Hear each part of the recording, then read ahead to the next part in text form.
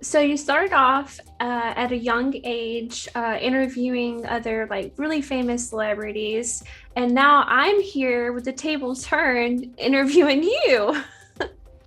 Yeah, so that feels really, really cool, honestly. I mean, I love being the center of attention. I think anyone who performs loves that. I think that's why we do it for some of it. But I mean, the other reason I do it, obviously, being because I want to make a difference with what I'm performing.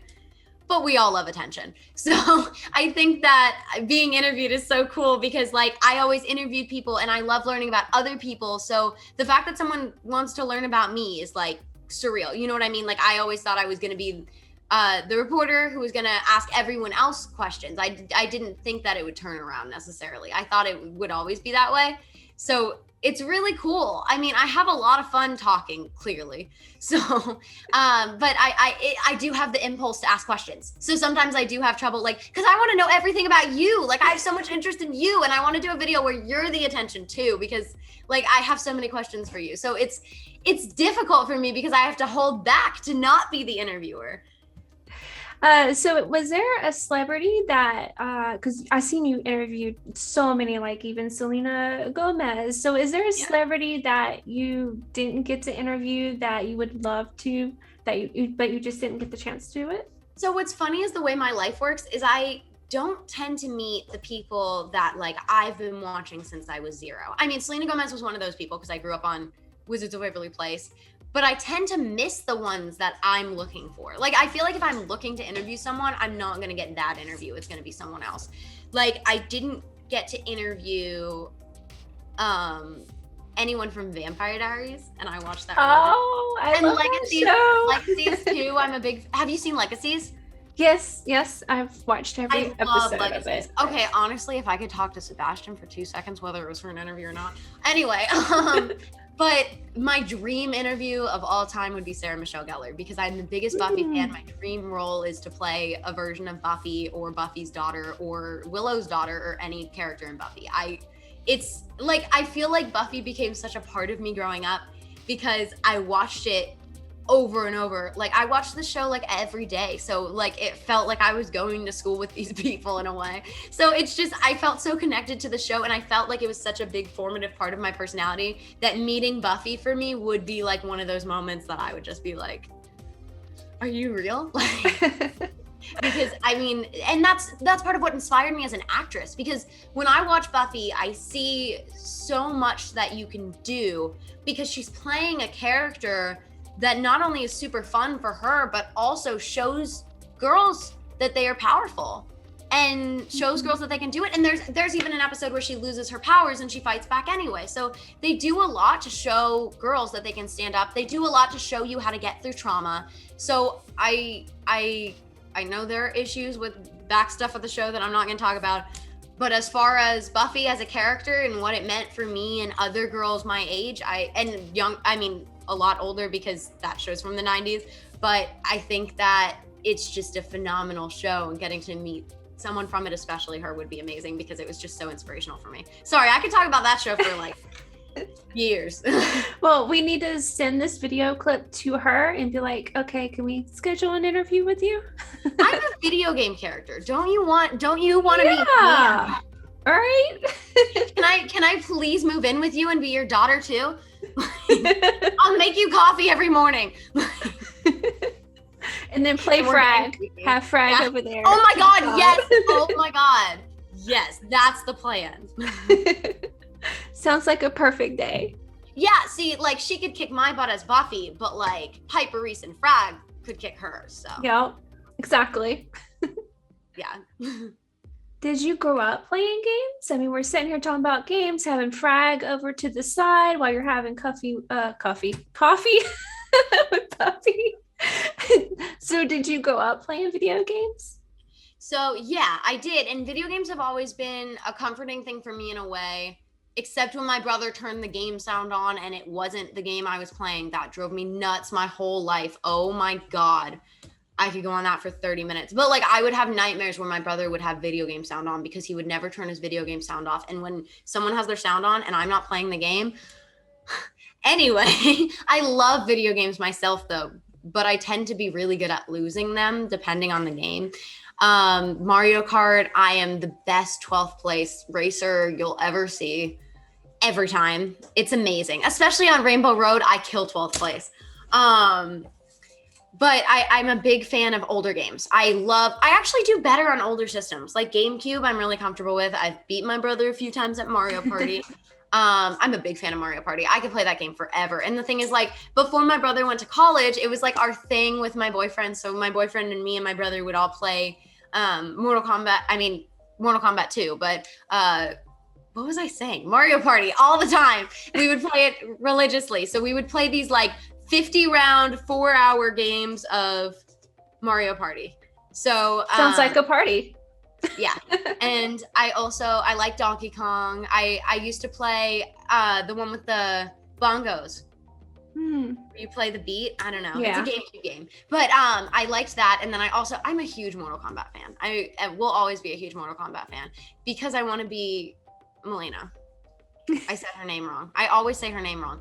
But I want to be her. And I definitely can pull that makeup off at some point. I got to do like the mouth. I have to see that now. I'm looking forward to it. Oh yeah. It's too fun. And the thing is, like, I love how she's so flirtatious, even though she has a ripped up mouth and she knows she has a ripped up mouth and she's like, I'm cute anyway. And I relate. Yeah. Yeah, I could relate to that too. Yeah. Yeah, I grew up mostly going like to an arcade down the street, just playing like some Pac-Man or something. I started there before doing console gaming or mobile. You know how it is today. Are you good at Pac-Man? I used to be back in the day when I would go very often. So I would use my little coins. I was like, I gotta get coins. I gotta play Pac-Man. Oh my God, yeah, that's so funny. I'm also a huge fan of mobile games. I was addicted to Temple Run for like 21 years. Yeah, that's how we met, actually. Remember? We met through Temple Run. Yes. And it was so funny because I don't often write to that many companies on my own personally. But I loved Temple Run so much. So I was like, you know what? It's been too many years. I'm too good at this game. It's the only game I'm good at. It's the only game like I'm actually really, really good at. So then I wrote and I was like, yo, Temple Run, let's do something. But like this was even better. This is so cool. So like it was a really cool way to meet though, because like it was cool that I got to meet you through one of the messages that I personally sent out on my own without even running it by anyone. So yeah, I was super excited to see that you wrote in. And then when I came here to Oh BiBi and had this opportunity to work on FRAG Pro Shooter, I was like, I know the perfect person that we can bring on for this. That's so cool too. And then just it felt so special to like be asked. You know what I mean? I feel like there's so many times as an actress specifically that we're auditioning and we have to like work so hard to even get considered for something.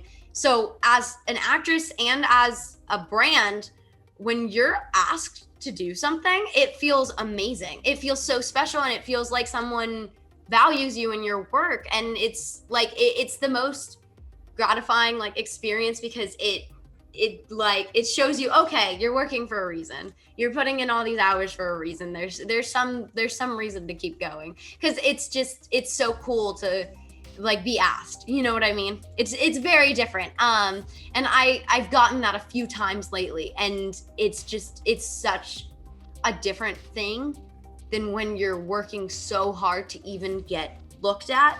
So part of why I want to get to a higher point is so that I can bring other people up with me, so that I can find other girls who are working really hard and have talent that no one's noticing and bring them up. You know what I mean? So that's something that's really important to me. So like being asked, I try to remember how amazing that is that someone asked me. You know what I mean? I try to not lose sight of like how special that is, because not everyone gets that opportunity, and it really meant a lot to me. Yeah, well, we love you. I think the community loves you too. We love hearing your voice.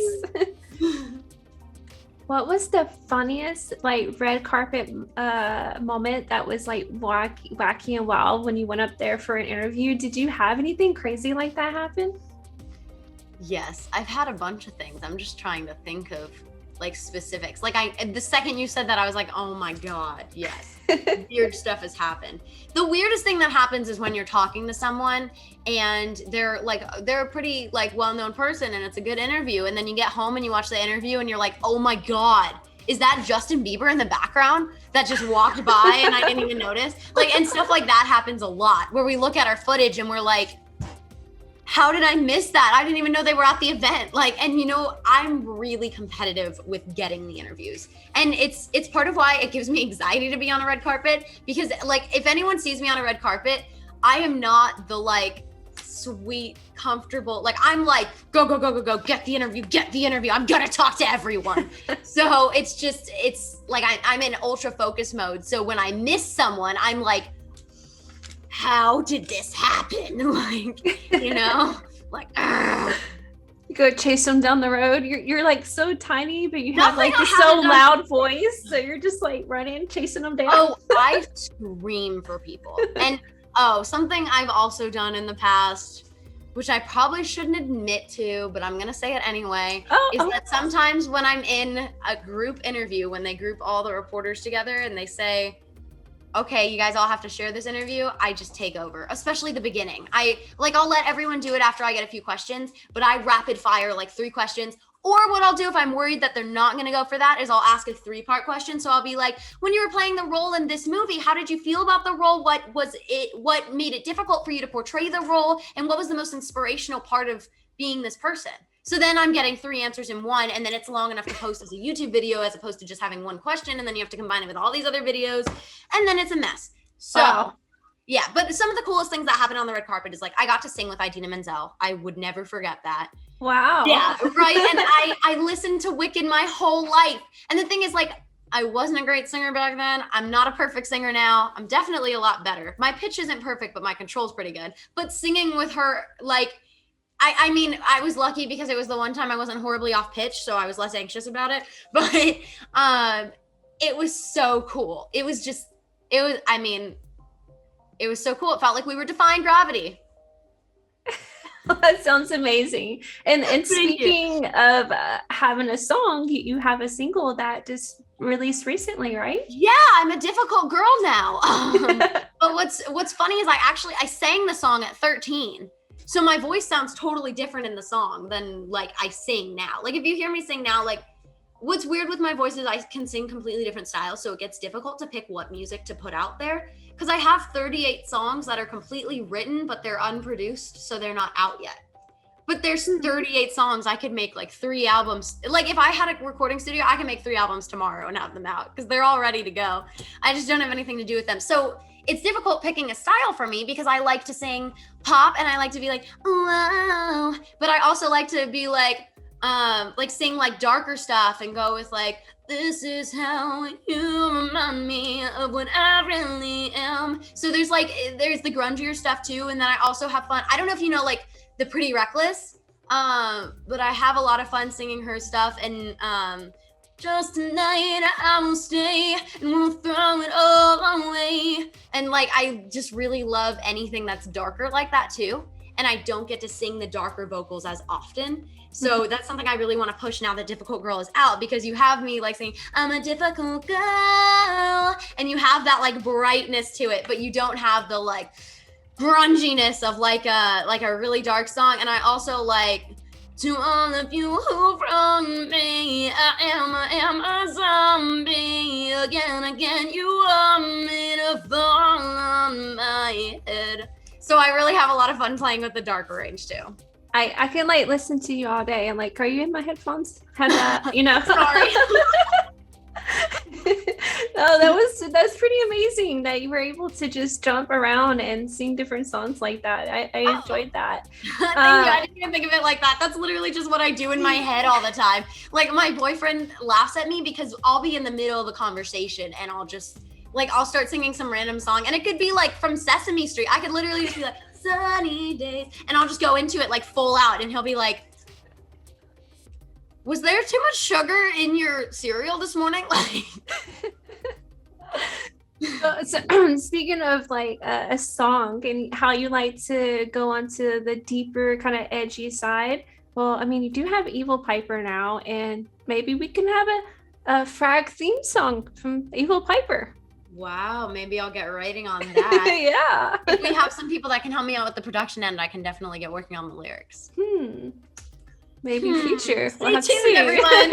Stay tuned. So can Evil Piper dance better than Piper Reese? I feel like Evil Piper, like, she has like a different, like, I feel like Evil Piper does like the 90s club dance, like this kind of thing. Like, she's a little more like flirty with it.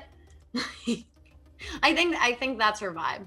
I think she would just dance around and just give you the stare. Oh, true. She could do like, imagine she's like doing the worm on the ground and just like staring at you. Yeah. I could definitely see that. What was it like recording your own music, and do you have advice for anyone else that would like to get into it? So the music one's difficult for me because I didn't get to do it for a long time. Like, I haven't gotten to do anything new for a while.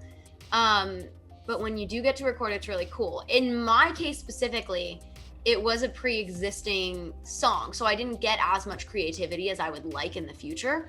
And like, I'm a big Taylor Swift fan, so I'm very big on doing everything yourself. So like, it's hard for me because in some ways I'm like, I didn't do everything myself, so it's not my accomplishment, but like, it's still a good song and we did a good job and it's fun. I really want to put some stuff out there that is completely my heart, if that makes sense.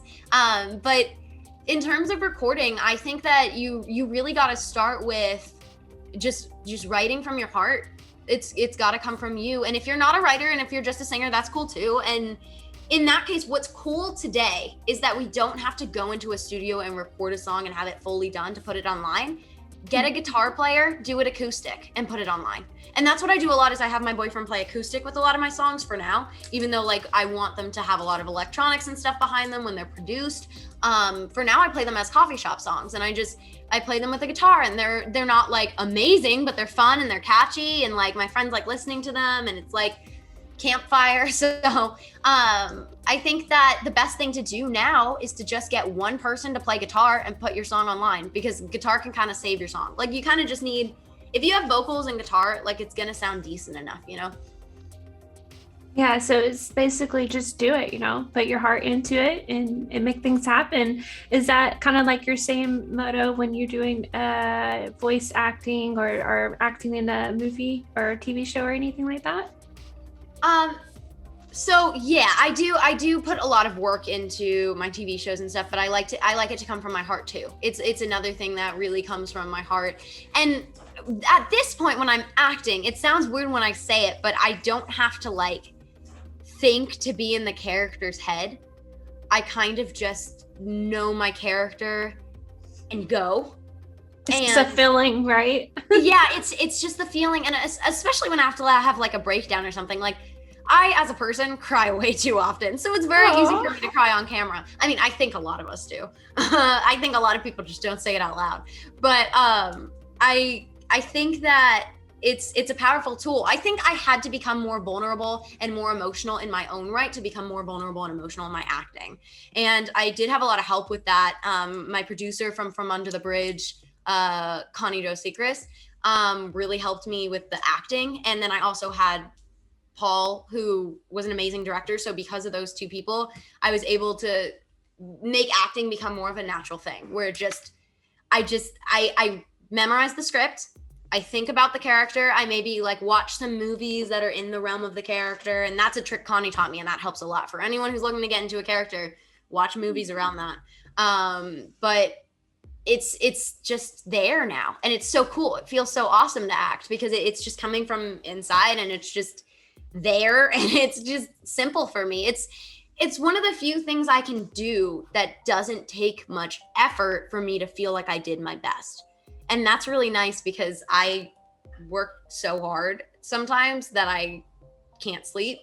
So it's just, it gets to be a lot. So sometimes it's nice to have something that I'm so passionate about that's just easy. It's kind of like math was for me in high school. Okay. Well, it sounds like you gave a lot of really great tips there.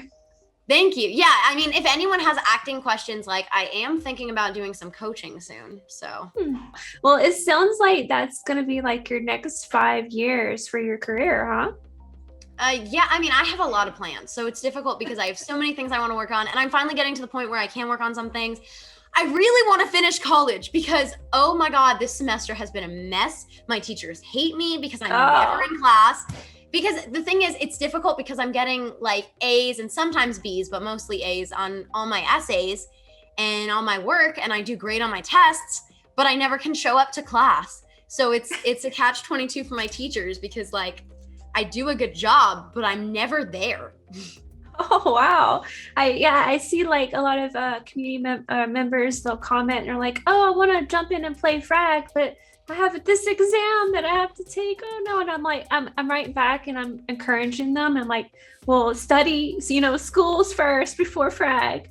But Yeah, yeah. on the weekends or afterwards, pick up the game and play. It's harder today because we have so many opportunities to do something different. I mean, it's hard because I'm at the first point in my life where most of my friends aren't actually in college. Most of my friends are working and they're like working hard and they have like decent jobs and stuff. So it's weird because they didn't go to college and they're doing okay. And for me, I was always raised on go to college, go to college, go to college. And like, I'm an overachiever and sometimes it ends up hurting me in the end because I do college and I do all these other things. But the idea that people can do great in life without going to college, I think makes it harder to focus on school, especially for kids because they're going, but I can just be a TikTok star. Yeah. And that doesn't always happen. So that's what's difficult too, is like, that doesn't always happen. But I think that if you meet work ethic with not loving school, then it's a little different. I think if you're the kind of person that works really, really hard, but doesn't spend, but maybe you put 80% into your job and 20% into academics and you're getting by with C's. That to me is fine because you're putting work in and you have a job and you have a goal, like, you know what I mean? If you're, especially if you're in a company you can move up in, like if you get a normal job and you can move up in the company, like you have a job. So like, that's okay. But I think it's just about the lifestyle you want to live. But anyone who's under 18, this does not apply to you. Get your schoolwork done, focus on it, do well, because you don't know what you're going to want in a few years. And it changes every second.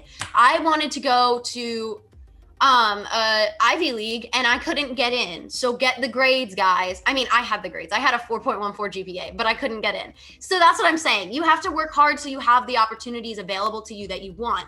Also, an issue that I'm seeing a lot with colleges for kids is that people need to pick a college that's right for them. And sometimes that means it doesn't have to be the best school, but sometimes it means it does have to be the best school. And it's not even about the academics, it's about the culture, and you just need to be there. Like, I really wanted to go to Stanford for the vibe because they had wine and cheese parties and stuff. And I was down for that. So I think that sometimes I think it's really important to get the best grades you can in high school and focus while you're in high school, because even though it feels like this is going to be forever, it's really only a small part of your life. And I know it doesn't feel like that, but like it is a small part of your life, and I promise you it will be over. So just work really, really hard and do your best so you have all your options by the time you're a junior and you're picking your college. And apply everywhere. Everywhere so you have the option, because who you are as a junior is different than who you are as a senior, and that person is different than who you are as a college freshman. So give yourself as many options as possible, because you will change your mind over and over. I've been to 3 colleges and I still don't love the one I'm in. So just like apply everywhere. Give yourself options. Realize that there are some really freaking cool schools. I wish I went to school in Salem, Massachusetts. That would have been my thing. Yeah, you give really great advice. Sorry, I've dealt with all the issues, so I'm passionate about it. I've had to be a transfer too many times. No, I completely understand. Like I had no idea what I wanted to be either, and I'm very fortunate to be here working in the game industry and having this opportunity at Oh BiBi. And it really, my role as a community manager, I get to kind of see like every little department, and I'm like the one that communicates between the community, what the players are saying, and then like gathering all that information and be like, hey Deb, so this is what the players are thinking, let's how about we try to do this or that. But unfortunately, we can't always do what the players want because there's like millions of them, you know? And it's like this player wants this to happen, and then another player wants that to happen.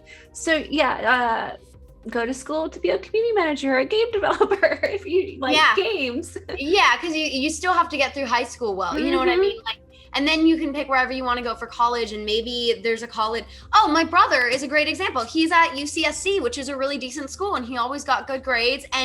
But he didn't care that much about school. Parker's a gamer. He's all into it, and he's amazing at games, and he knows everything that's happening. And I mean, he has some environmental interests too, but he worked hard in school anyway, and he got through, and now he's at UCSC, which is a good school and academically really good, but he's in a gaming dorm, and he's so happy because all his friends just play Switch with him all the time. Oh, wow. Sounds like fun. Yeah, so like if you work hard, you'll get yourself somewhere you're happy with. And I think that I've really tried to tell myself it's a sprint, and then rather than trying to tell myself it's a jog, so I can like work really, really hard at the beginning of my life so I can relax later. I want to have like a huge mansion and then have all my friends live there. That's my plan. Sign me up. Oh my God, yes, because it's gonna be like a creator house, so you should come live with us. Yes. Yeah, you're invited 1000%. And I want to have like a lazy river. Oh, wow. That sounds so much fun. Okay, well, that's the end of our interview. Thank you so much for taking the time out to have this conversation with me. I know the community kind of wanted to get to know you a little bit more since they hear you behind the, the voice for the Frag News, and now you have your own character in the game. So I just really wanted to have this opportunity for the community to get to know you. So if anybody else, like if you're watching this and you got to the end of it and you have more questions for Piper, just drop a question down below in the YouTube video, and I'm sure she'll jump over and answer your questions. Yep. Yeah, we're always on there. If you see me responding to comments, that's what it is. But I also want to thank you so much and thank Oh BiBi so much for giving me this opportunity. And on top of that, I also want to thank you guys so much for accepting me into the video game world, even though I suck at video games. Thank you so much. I love video games, and I always wanted to be a part of this, even though I'm not good at it. So I really appreciate the inclusion of me. But I also wanted to take a quick second to plug my social media accounts. At Piper's Picks TV on pretty much everything. Follow me if you would like to. Otherwise, Evil Piper will suck out your soul. And you're only cool if you follow Piper's Picks TV and Oh BiBi and Dasadorah. So if you're not following all three, you might be doing something wrong. Yeah, you might be. Well, happy fragging. Yes, happy fragging. All right, see ya. Bye. Bye. Thank you so much.